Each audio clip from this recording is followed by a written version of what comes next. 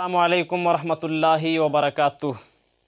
آج کے اس ویڈیو میں ایک سوال کی جواب دینے کی کوشش کروں گا جو اکثر لوگوں کے دلوں میں، خاص کر کے جو نان مسلم ہے، غیر مسلم ہے، ان کے دلوں میں یہ سوال بھٹکتا ہے۔ اور سوال یہ ہے کہ اسلام بتوں کی پوجا کو منع کرتا ہے تو پھر مسلمان اپنی عبادت میں کعبہ کے آگے کیوں جھکتا ہے اور اس کی عبادت کیوں کرتا ہے؟ اس کا جواب یہ ہے کہ کعبہ مسلمانوں کا قبلہ ہے، یعنی وہ سمت جس کی طرف منہ کر کے مسلمان نماز پڑھتا ہے۔ اصل بات یہ ہے کہ مسلمان اگرچہ نماز میں اپنا رخ کعبہ کی طرف کرتے ہیں، لیکن وہ کعبہ کی عبادت نہیں کرتے اور کعبہ کو وہ پوجتے نہیں ہیں۔ مسلمان صرف اللہ رب العالمین کو پوجتے ہیں اور اسی کی عبادت کرتے ہیں۔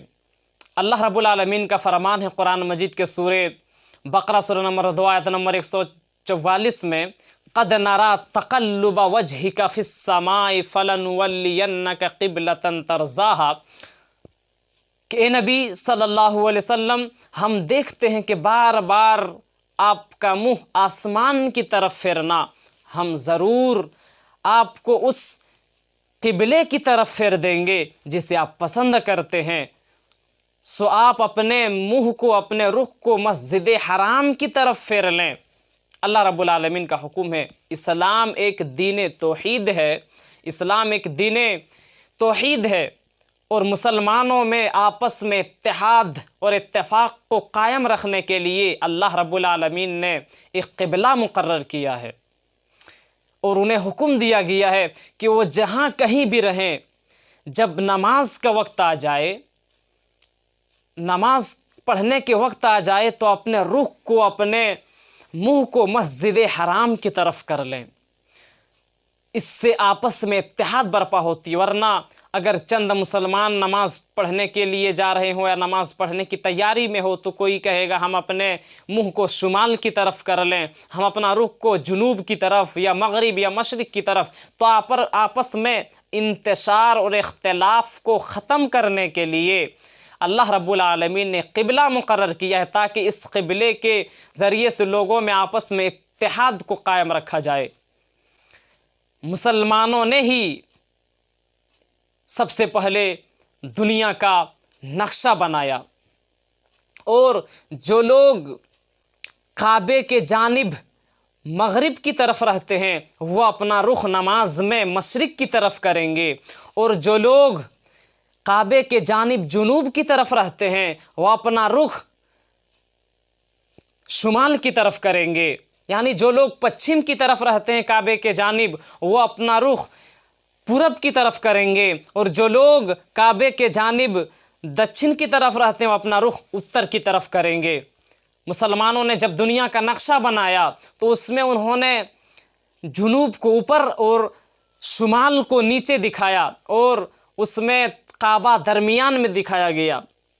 جب بعد میں مغربی نقش و نگاروں نے نقشہ بنایا تو اس میں شمال کو اوپر اور جنوب کو نیچے دکھایا، اور کعبہ تقریباً الحمدللہ اور آج کے نقشوں میں بھی کعبہ درمیان میں ہے۔